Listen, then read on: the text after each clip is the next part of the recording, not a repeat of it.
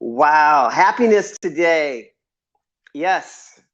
Welcome. This is Robert and Stephen L. Whiteley. We are going to have a happiness blab today, and it's the myth of change, time and the status quo. That's fabulous. Okay, you guys can jump on the panel here, ask any questions that you need to ask. Also, we have leave information in the chat, and also tweet out to the little bird. And that's that little green,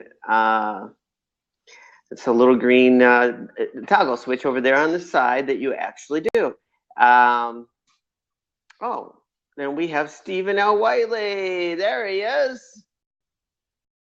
Yay! We're on! I was trying to join a little earlier and it just wasn't going.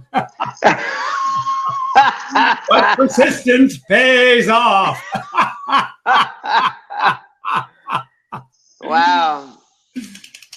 I'd like to say persistence is just the way it is. Yeah, exactly. And we are just the way we are becoming. Yoo-hoo! And we are going to have a great chat today. I'm really looking forward to it. I see my friend Lana Burnley is subscribed, so we're looking forward to her showing up. Yeah. And then Vicky, the crazed mom, we haven't seen her before, so that'll be really fun. Oh my gosh, that is awesome. How did that happen? I know Vicky McCrae. Yay. Yeah. Can you hear me okay?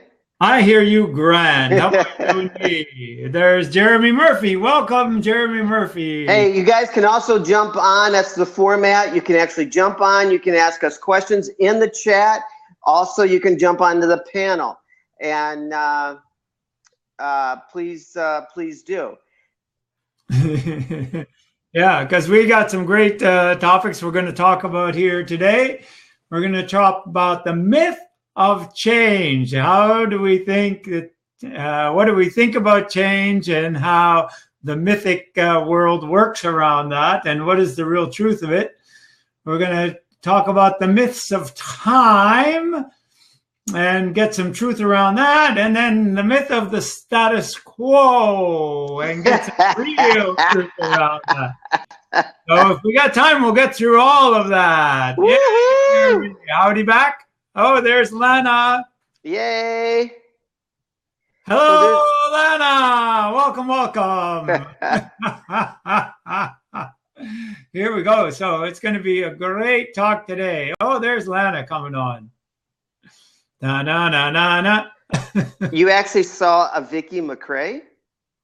No, Vicky, a.k.a. Crazed Mom. Oh, we got to have a crazed mom. Yeah, exactly. Well, that is a unique name. We could laugh about that one for a little while. Yeah. I see Lana trying to get on there. Can we? I know. Well, Lena, it's all due to her connection. We want you, Lena, because you might have to just go off and come back on again. That'd be awesome. Because sometimes that happens. Well, it's being we'd have to get a little bit of a. She's got to come off and be back on. That's all there is. So she knows she's trying, but she's just got to. Okay. She's not giving it a good enough signal. Just keep trying, Lana. It'll work in the end. Sometimes it's a bit iffy because it's still a beta version, and we love the beta version because it's fun.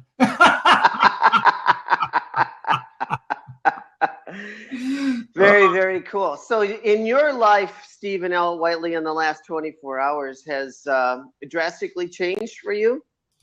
Oh, yeah. What's happened that's been really good in the last 24 hours is my family has done some cleanup around the home, and that's always really nice.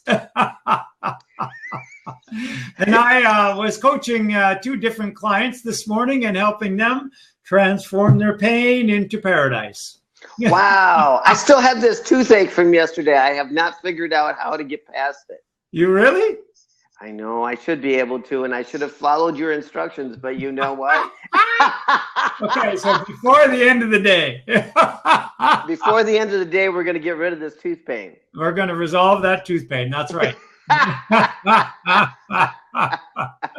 Yoo-hoo! Cool. Very Okay. cool. Well, awesome. Awesome. Lena, come on back out.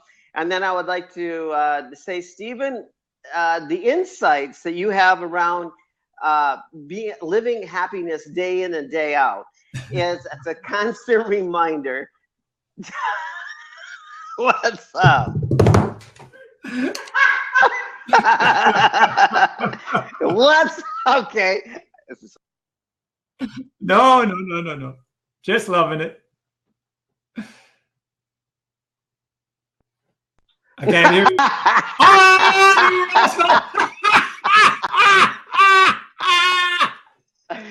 Oh, we did have a crazy time there, didn't we? All right. Yay! There's Jeremy, the son of a dentist.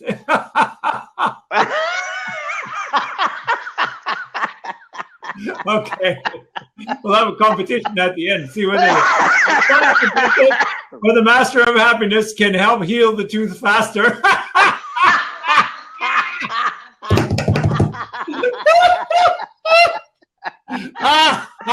Yeah, that's crazy. Brush your teeth and be on and be soon. back on soon. That's funny. Okay.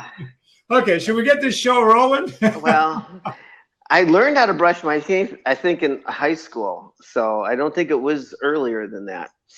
I think I had a hard time learning.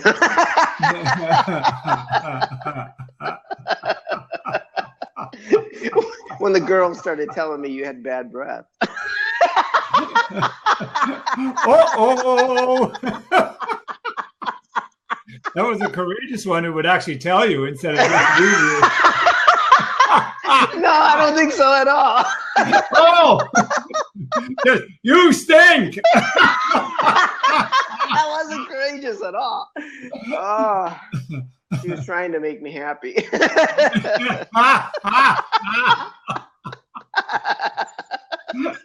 I won't go any further. Woo, that was funny. Yeah, my tooth pain is gone. Yay! Laughter, the best medicine. Hey, Oscar. Hi, Oscar. Welcome. Wow, that was funny. Okay. I didn't know I could get rid of it so quick. Okay. Do we want to talk about what we want to talk about today?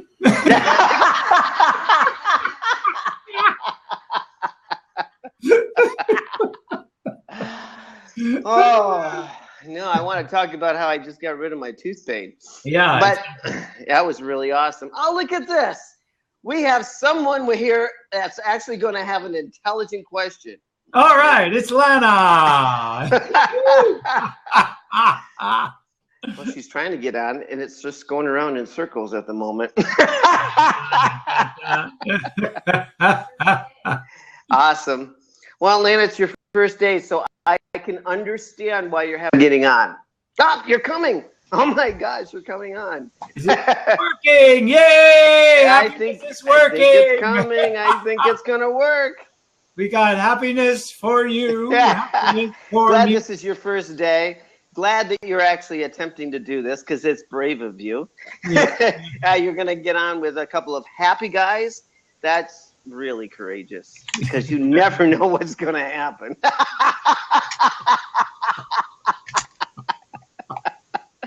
Especially on a blab. Yeah. Lena, I think you might just need to. I'm going to kick you off, Lena, but try to get right back on. Come on, Lana, you can do it. You can do it. Just do it again. Do it one more time. So we will gladly wait. So the topic, there she is. She's going to come on. Going one. Yeah, here we go. There we go. She's coming. She's coming. Na, na,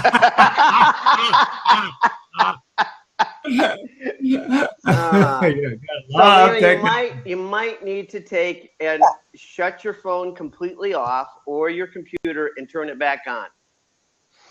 And I am telling you, usually that works. And if you didn't already, then you need to close a bunch of your windows, either on your phone or on the computer. So you have to go in and turn them on and or actually close them. So that will be good. Woo-hoo!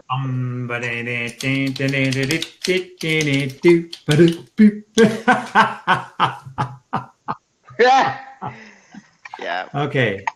Woohoo! Oh yeah. Oh, there's Tom. Hi, Tom. Hey, Tom. Okay, Lana is working on it. She's gonna stand by. Well, maybe while we're waiting, maybe I'll just talk a little bit about who I am for the new people. We don't know who you are and what you do at this point, but we're glad to listen. Oh, okay. And you just fixed my tooth. You can actually heal someone's tooth, so I can recommend you for tooth. Thank you very much.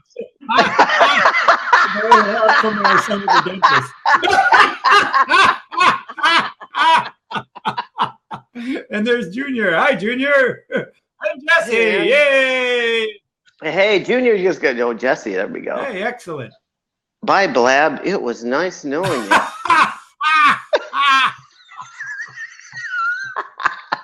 Hello, goodbye. There we go. It's a little bit. It's supposed to be contagious. Yeah. Okay, so who am I anyway? Okay, my name is Stephen Whiteley, and I used to be a fighter pilot, and I was born a happy person. And somewhere along that road between, becoming a happy fighter pilot, then getting married, then having not just by me, but having 3 children in 39 months, and then having a very busy and successful career, got to have a lot of conflict. And that kind of tore away at my happiness. So I found myself in a spot back in 2001 where I was fighting at work and I was fighting at home and I was fighting inside myself. Yoo-hoo! Jeremy! Hey, Jeremy! Hey, Jeremy! Good to see you. Good to be here. Hey, where are you? I'm in Lincoln, Nebraska. Where are you guys? I'm in Ottawa, Canada. Wow. Bad Axe, Michigan at this moment. I am from California. All right. So you guys are funny. I started watching this Blab. I couldn't believe how much I was laughing. I thought I'd jump on and talk to you a little bit. Awesome. Please. Awesome. We love to laugh. Listen for funny things. Well, we don't know how we are. We really don't know. But he fixed my tooth a few minutes ago.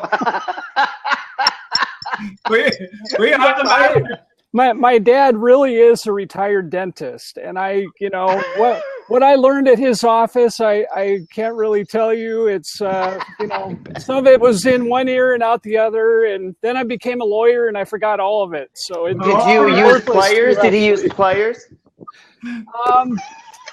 Well. So you can save me if I get in trouble healing his tooth.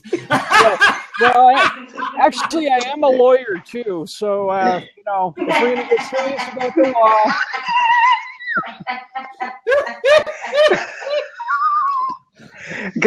Good. What kind of law?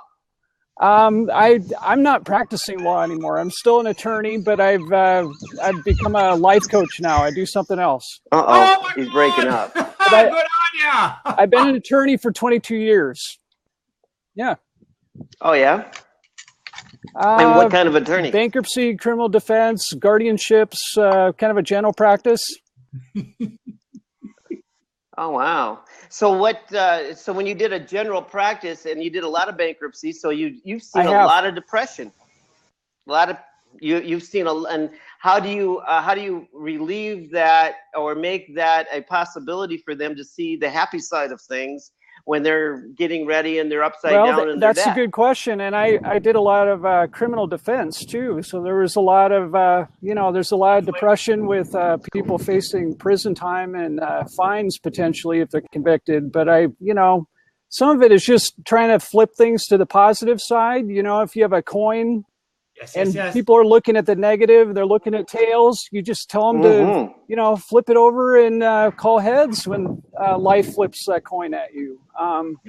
So that's that old Monty Python song. Well, always look at the bright side of life.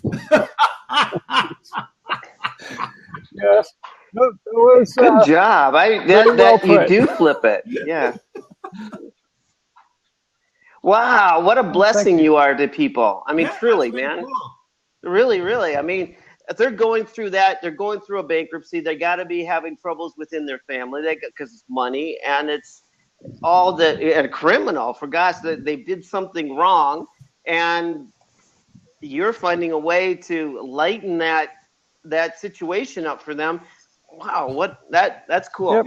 That's really good to see to create that other side, to let them see the other side, so they could see that they could get to the promised land based where they're at. Nicely done. That's why you became a life coach, because you really liked the positivity and you didn't like the negativity. Well, what I was having trouble with as an attorney is, you have all these clients, you have their negativity and their chaos and all this, and you're carrying this on your shoulders. And I mean, even as attorneys, you have to find ways to release that. But I found that people were contacting me in my daily life and asking for help and advice on this, not necessarily legal advice, but advice on how can I deal with adversity or chaos, or I have this relationship situation and I don't understand how I can communicate better, things like that, and I just felt like, I'm being asked to help people with this anyway. Maybe that's what I'm being called to do, on a daily basis. Oh, yeah. Maybe I can get paid for it too. Well, I think the way I would put it is you provide value and then the money will follow. Exactly. It's not about the money. It's about giving people value in, what they need and trying to get them to move to the next level with their life, so they don't feel trapped or stuck. Yes. Helping get them unstuck, if you will. Unstuck is a good thing, and to help them to transform their troubles into their triumphs. Exactly. Yeah, very well put. Transformational lifestyle change. That's kind of what I'm helping with people now. So. That's good. That's what I do. What a gift. What a gift. So what tools So this laughter would help them through. It would. Go ahead. It would. What kind of tools do you use, Jeremy? What? What kind of tools do you use? Well, one I've been working on is humor. I'm a serious person and I have dry wit, and nobody seems to understand, unless I say the word lawyer jokes or something, then people don't, then they be ready at their fingertips. But, that humor is one thing. I talked about the technique of trying to flip the negative to the positive. There's also, for some people that doesn't work, and you have to get them to say, look, maybe we can't make a 180-degree turn today, but maybe you can turn your life 3 degrees today and turn it 3 degrees tomorrow and 5 degrees the next day. And once you get momentum going, suddenly you've made maybe a 90-degree shift, and you realize, oh, well, I can't go back there now. I've got to disconnect from the past and kind of move on to the promising future. Yeah. So nicely done. Very good. Nice point. Thank you for that. Yeah. Cool. It's powerful. Actually. So what do you guys do? I mean, besides you're very good at laughter. I'm happy We have a daily show here, and we bring happiness to many situations, whether it's business or individuals, and we carry the theme on each and every day of what laughter is about. So and what happiness is about, and living that each and every day. So, and Stephen's got several programs that actually demonstrate that, and clearly help people from the prison that they're in, whatever the situation may be, and then actually walking them through to the other side, to where they believe that they can actually make a choice in life, where they feel happy and confident in themselves. And he's done that for 7 or 8 years now, but 2 decades he's been working on himself. And he still works on himself every day. And now he's working on me in the last 24 hours on my tooth. So it worked. Yeah. So Anyway, actually, you, Jeremy. to my surprise, because I wouldn't have believed it possible, is I have ended unhappiness for good. So I wrote this book about it. Wow. Award-winning book, Happiness Works, Get Yours Here. It's available online. And I coach people from troubles to triumph. Yeah, so it's really fun. I love this work, and I've like ending unhappiness for good. What more could you want? Yeah. So we all have our situations. So he has a topic today that we're going to follow. So you can interject anytime. It's the myths of change, time, okay, so and let's status talk quo. more about that now, because Jeremy, you brought up a point. People feel that they're stuck, but we can never be stuck. That's a myth that we're stuck, because when we think we're stuck, we're actually sinking down deeper. Yeah, and I'm glad you brought it up and put it that way, because I'm writing a book right now called The Positivity Patrol, and I'm on chapter 2, and chapter 2 is all about quicksand.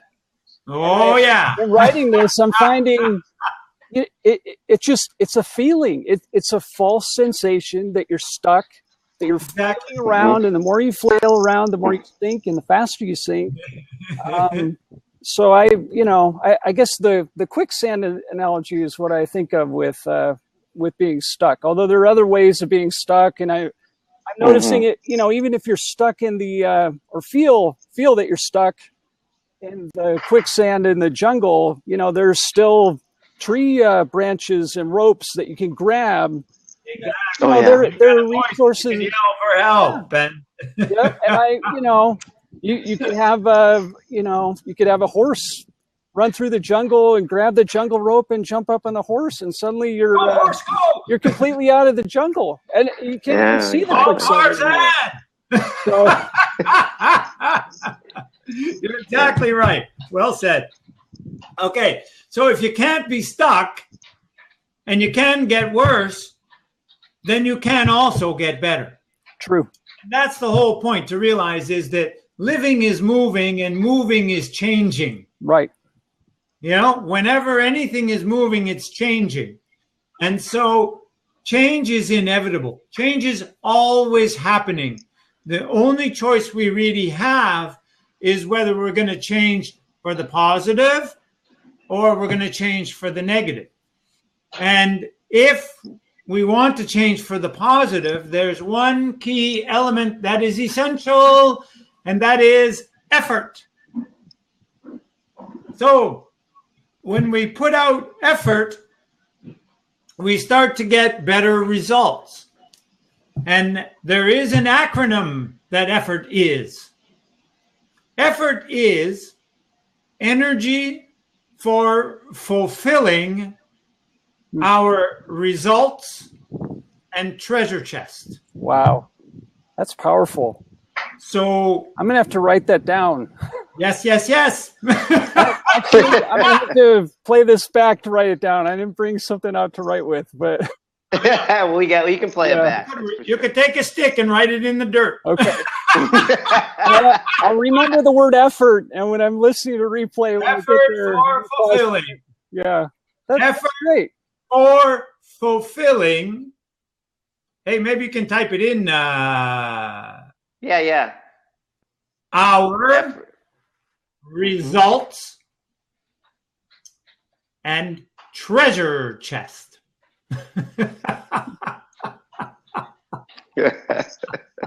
Woo-hoo! So if we want to label ourselves as lazy, label ourselves in any negative way, then what we're doing is inviting pain. Mm-hmm. And if we label ourselves in a positive way and we get active and start taking effort, then we are labeling ourselves as achievers.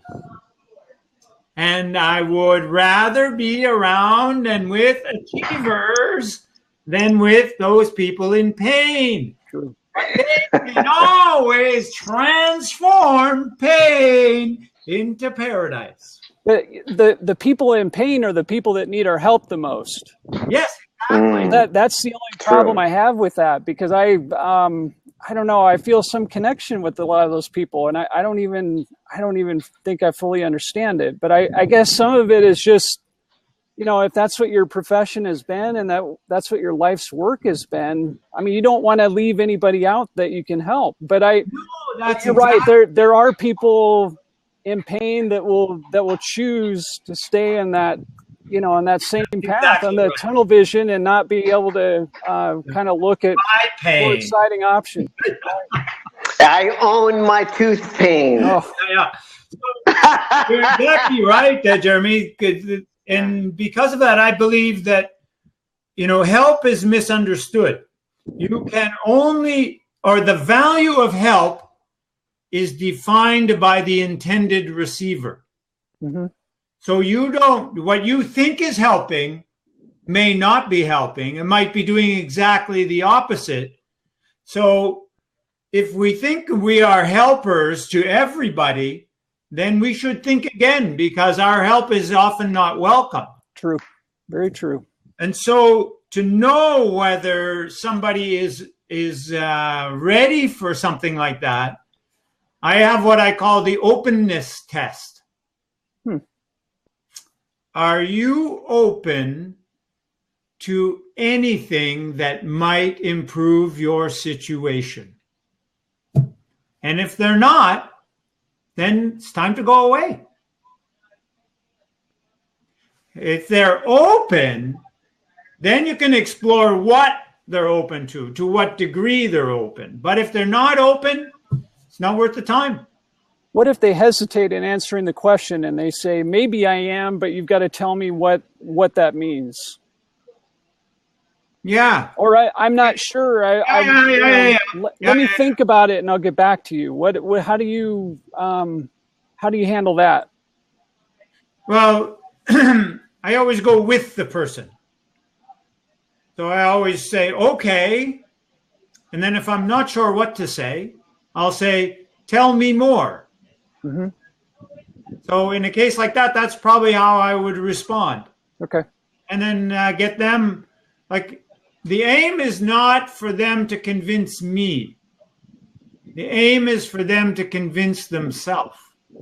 True. So what I would try to do is, you know, as long as I'm not sensing any resistance with them, like as long as I feel I have rapport, tweet out a little bird, you guys. Then I would explore it to see, you know, if they can uncover what is the result of staying where they are, or what is the result that they can get if they choose to take action. Sure. Or just how open they might be. A closed mind is the most expensive thing you can ever own. And so when our minds are closed, we are on the road to pain, and we are going to live in it until we open our mind. And we're going to pay all kinds of money on all kinds of stuff to help that doesn't work. Hey, it's my friend Peter Mahout. Hey, Peter! And there's Adele. Adele or Adele Hyde, I'm not sure. But it's good to see you here. Yeah. So we need this openness. Because without openness, we're on the road to pain. And if we're open to new ideas and open to new approaches and open to new actions, then we are on the road to paradise. But it's not a straight line. No. Because the road to success is paved with failure. True. You're exactly right. But funny. failure is just a way to learn. Without failure, there can't be success. That's the I interesting totally thing. agree. I mean, if you don't fall 7 times and get up for that 8th time, I mean, that's when you hit the, that's when the mountain summit comes in view, and you say, how did I even get here? I don't understand. Yeah, exactly. Very cool. Hey, Jeremy, would you tweet out, would you guys watching on the Blab here, would you actually hit that little bird, tell a bird? It would be really great. This is a great topic, and a lot of people get to hear this because it's really powerful to actually. Yeah. So the myth of change is really that you can stay the same. That's the myth. The myth is the idea you can stay the same, because it ain't like that. It ain't life. It's living. And living is moving, and moving is changing. And as long as we're living, we're changing. And we get to decide whether we change for the better or the worse. And if we choose not to put out the effort, the energy for fulfilling our results and treasure chest, then we choose pain. Mm-hmm. So let's let go of that myth and embrace the joy of energy. Put out effort. I love that word, energy. That's become a very powerful word to me. Yes, I believe it. Well, this is, I think, one of the misunderstandings of happiness. People think of it as a feeling. But I have found that when you have happiness at a deep level, it's an energy. It powers you. Yep. I got happiness working for me. I don't work for happiness. Happiness works for me. So as long as I keep my happy on, I'm just flowing through. There you go again. That's it. Got to keep my happy on, like putting a cap on every day, or your shirt. Got to put on my happy on. I got my happy on. Powerful. So now let's talk about the myths of time. I think there are 2 myths of time. One is there's not enough time. The other one is, there's lots of time. Yeah. The truth is, there's just enough time to do everything that's important. And it's not about how much time there is. It's about how we are using that time in our way of living. So what we want to do is learn to use our time more wisely. Everybody has the same amount of time, whether it's the druggie on the street who just lays around all day, or whether it's the richest person in the world. They all have the same amount of time. There is no more time. You have it all. So how do you decide what's essential so you're maximizing your use of time?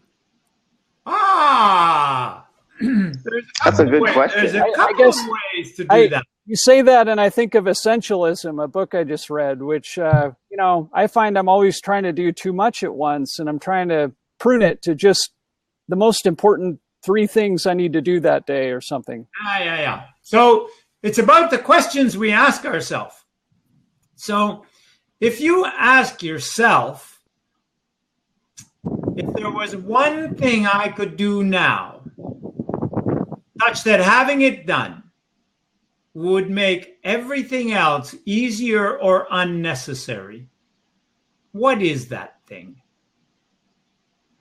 This is from the book, The One Thing.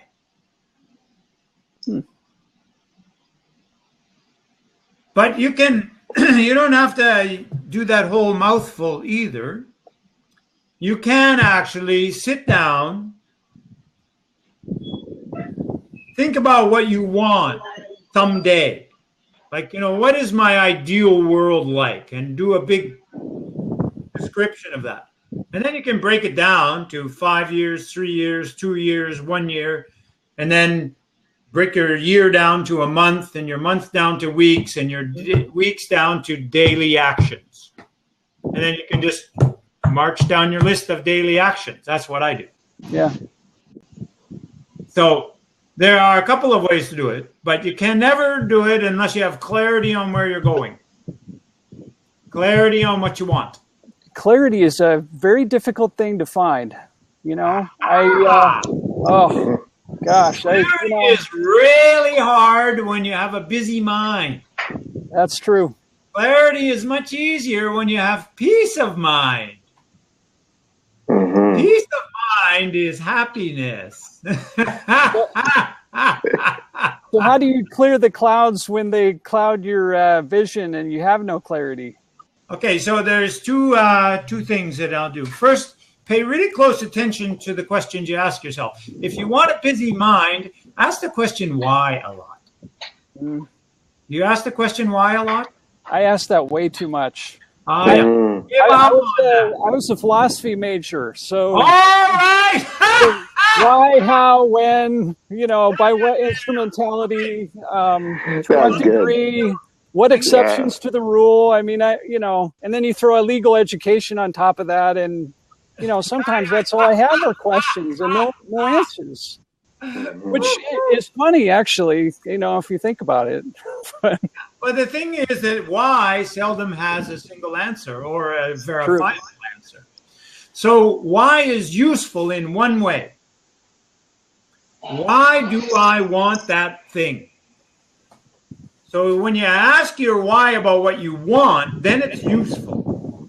When you ask your why about a problem, it's counterproductive. When you ask your why about the unfathomable, it's not useful. So direct our whys to why do I really want that? Then it's helpful. Because why is a very, very powerful question. And when we point it at the things we don't want, it's really, really counterproductive. Can't we deflect the why with why not sometimes? You know, so we get caught up in asking why everything, and sometimes I think it's effective to just say, you know, why not? You know, for once, I'm going to set the why aside and just say why not, and do something. I agree. Action. I do agree. Take some action. Yes, because it's only action that makes the difference. So thought drives feelings. Feelings drive action or inaction. Action creates results. Excuse me. So you're right. So that's one way to get clarity of mind is to stop asking why about everything and start asking what and how and when. Yeah. And then the other way is to be a doer and a doner. Because when we want things done and we don't do them, they start to clutter up our mind. Oh, very true. And they're always on our mind. So when you're a doer and a doner, then they don't need to clutter up your mind anymore. So there's two ways to unclutter your mind, is get things done and ask why intelligently. Mm-hmm. Wow. So how does that, Stephen, how does that play into the be, do, have cycle? So be happy. Okay. Do actively everything that's important. Okay. Have peace of mind. Have a peace of mind. Yes. But isn't having the lowest form of consciousness? Focusing on having is the lowest energy form of living. But that doesn't make having bad. It makes focusing on having. So you're looking at the result too intense. Yeah. So imagine that you just collect things your whole life. Then you take in, you take in, you take in, you take in, you take in. You get weak, you get fat, you get cluttered, you get chaotic, you get busy, won't sleep mind. So That's not the answer. Mm-hmm. You can. I have this question that I ask so I can always know if something is true or not. If everybody did it all the time, would it be sustainable? So if everybody did halving all the time, would it be sustainable? No, it'd die. No, of course not. So halving is not truth. You must have. You know, we're humans. We're not furry animals that live outside. So we must have some stuff to operate. And I must have my clicker.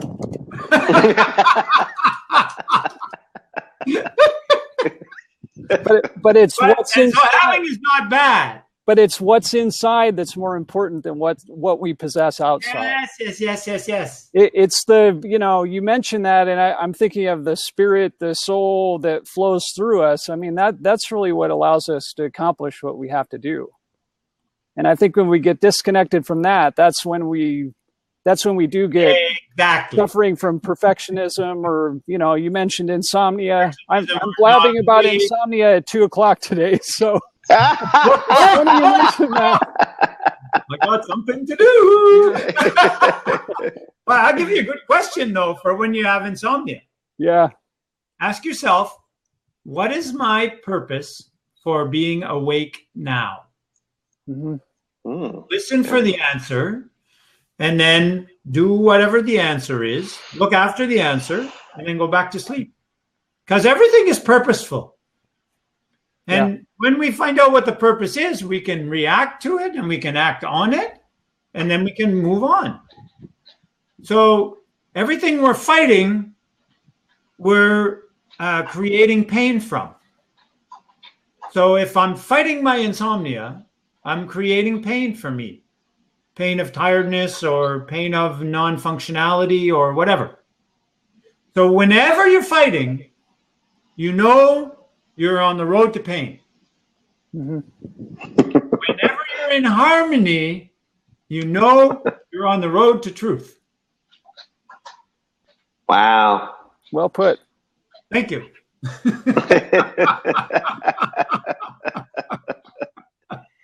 Very good. Okay. So let me see. We're getting way deeper than the agenda. I love it. You could have changed the topic 4 or 5 times by now, but I know, I love it. You got to remember to change it back to the original for your recording. So yeah, that's okay. Anyway, so what I would really recommend is you start loving your time. Instead of thinking there isn't enough, instead of thinking there's too much, start loving your time. So love the time we have. Be happy that we can get what we want with the time. And this is the key to the happy and successful way of living. And it is so much easier on your peace of mind, even if you think you're late. Love your time. Notice how much more effective you get. Notice how much better you get at using the time when you're loving your time. Mm-hmm. Notice when you're fighting the time, how less effective you get. That's very true. Is harmony. Yeah. Very good. Happiness is harmony. Okay, so we'll talk very briefly about the myth of the status quo, but I think we've already spilled the beans on that because there is no status quo.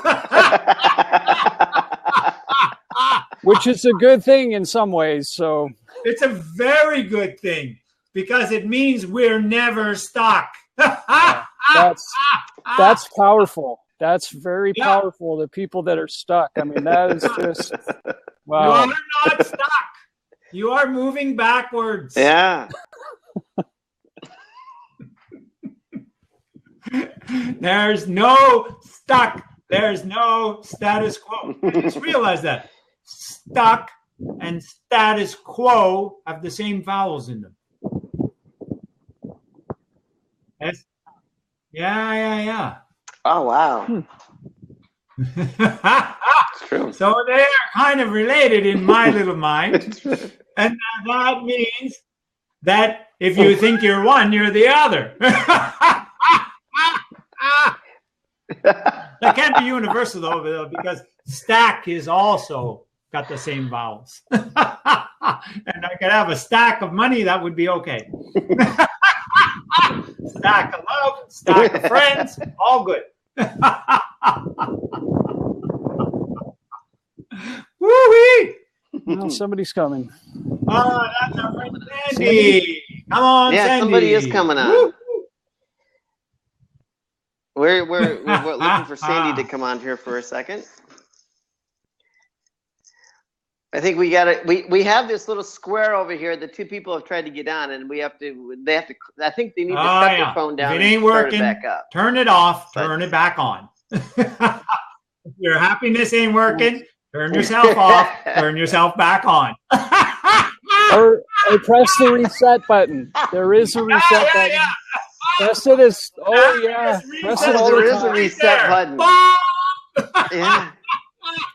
Yeah. I like that. I want to press the reset button. If you have a big nose like I That do, is it's really always good. just your nose. It's easy to remember. I have one of those. I do. Yeah. I think I think we all got big nose. It's okay to This is have a a big nose group. as long as it's not getting bigger. That's true. That's very true. There we go. That's why it's important for us to tell the truth.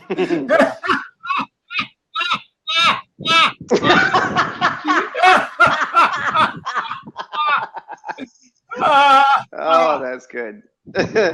We brought us back to childhood. We've got to laugh at childhood. There we go. Very, very good. So we get someone here. Anyone else? You got any other further questions? You guys can jump on, have a conversation with us. It would be really great. Something about your history, what you were looking for in the future, your present. Give us a question. What is it? What was Stephen saying? The myths of change, time, and the status quo. Well, I gotta say, maybe we can close off with this idea. So when we're thinking about getting better and taking action, then we are creating a way of living that is really happy and successful. Jim Rohn said, if you want to be happy, you gotta produce. And I agree. So when we're thinking about only having and getting and we're avoiding action, we're creating a way of living that brings us what we don't want, bad feelings and dwindling resources. And that means all resources, not least of which is space. Because we clutter up our space with crap. How can we dump all that stuff? Yes. How often do you guys think we have to dump that stuff? Do we have to do it daily? I think. Well, you may be right. I was thinking daily might be enough, but if you're having a bad day, that might not be frequently enough. The whole thing is up to us, right? It's up to you what you make of your time. Mm-hmm. And so when we decide that we're going to make our time, we set our own schedule. So for some people, they might want to get it all done right away and go, and get everything out of the way and then start to produce more. For some other people, they might want to start by producing and then slowly or, maybe daily clean up a small mess here, clean up a small mess there, but make sure they're producing. And for some people, it might be monthly or weekly or something. Everybody makes up their own schedule. And you got to balance your cleanup and your production. Mm-hmm. Yoo-hoo! Mm-hmm. So these questions are, like I talked about from the one thing, and also, just simple questions like, what now? or what next are really useful in making decisions about stuff like that. Like, but also you use that clicker. I do. You use that clicker daily. And yes, so that's reaffirming a happy thought to your subconscious or to your soul, to recognize your subconscious, that because you're clicking something that, oh, I just felt a little happy, so I'm going to hit it again. Can we use that as a say? Could we use a saying? How does it get any better than this? I like this question. Is that the because what same it's method? doing? What it's doing this is it's training my brain. It's training my brain to focus on the positive and on the simple joys that are always all around. And so over time, I'm seeing a steady increase. I hit a new record the other day, 1,152 clicks in one day.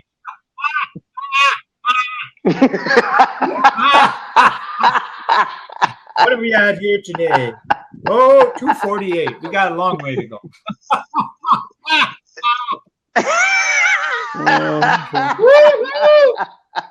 Well, that's a nice measuring stick. It's so that's a great easy in the end when you think about it. I mean, but we just don't take the effort, the little effort on a daily basis to let go of the negativity and embrace the positivity.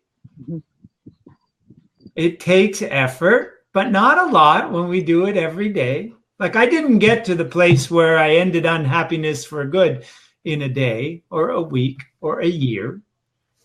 It took quite a long time. I started in 2001, and it was in 2008 that I ended unhappiness for good.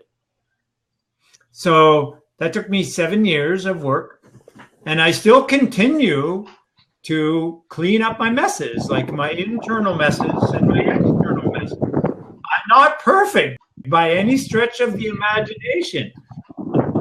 No.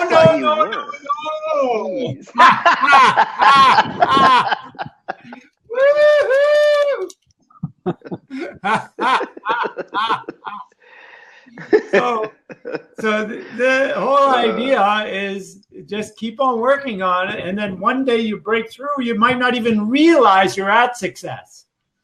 Like, I didn't realize that I'd ended unhappiness for good until 2012. And I was working with a branding coach. And he said, well, what have you really achieved? And I was looking back and I went, oh my God, it's been 2008 since I've been unhappy. And I lead a very engaged life, right? There's stuff happens. And that's okay by me. I don't mind stuff happening. Because I know I can learn from it. I can grow from it.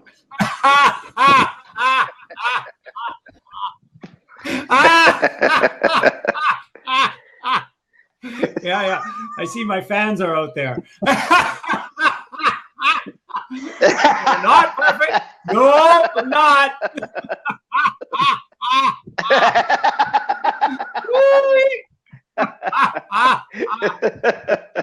All right. Yeah. Okay. So tomorrow, what we're going to talk about is the story of happiness. Yes. The story of happiness. So we all have stories that we... So us in a busy mind, we probably have a story about something we're continuously repeating over and over and allowing that to show up in our lives. Damn. I don't have one. I'm clean. I can tell by the way you're talking. Yep.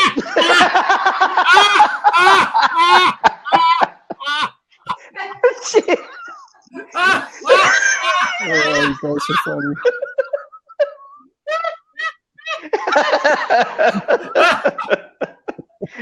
I'm glad you get the humor. Oh, yeah. Wow. Okay. Okay, well, Very it's coming up on 3 o'clock. So if anybody has any questions, this would be a good time to ask them. Otherwise, we'll laugh our way out.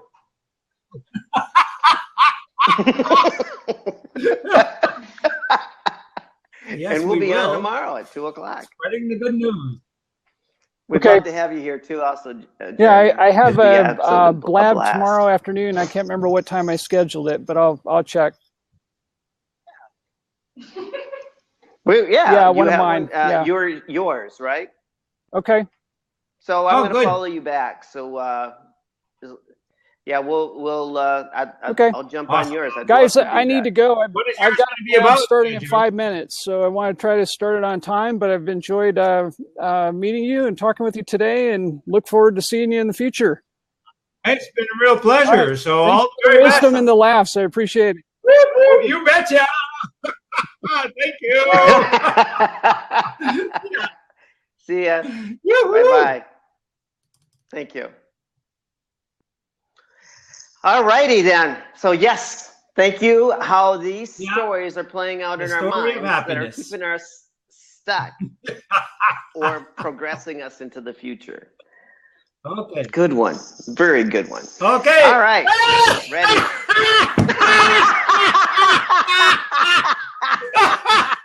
He's ready.